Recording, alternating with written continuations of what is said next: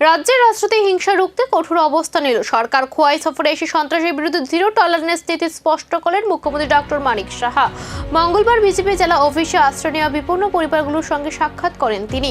রাজনৈতিক প্রতিহিংসার শিকার হওয়া মানুষদের কথা মন দিয়ে শুনেন এবং পাশে থাকার আশ্বাস দেন।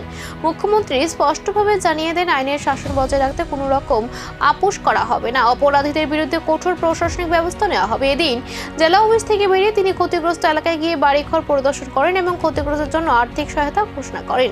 পরিদর্শনের সময় উপস্থিত ছিলেন রাজ্য পুলিশের মহানির্দেশক অনুরাগ সহ বিজেপি দলের নেতৃত্ব। সরকারের এই পদক্ষেপে কিছুটা হলেও স্বস্তি ফিরেছে ক্ষতিগ্রস্ত পরিবারগুলির মধ্যে। তবে পরিস্থিতি স্বাভাবিক করতে প্রশাসনের ভূমিকা এখন সবচেয়ে গুরুত্বপূর্ণ।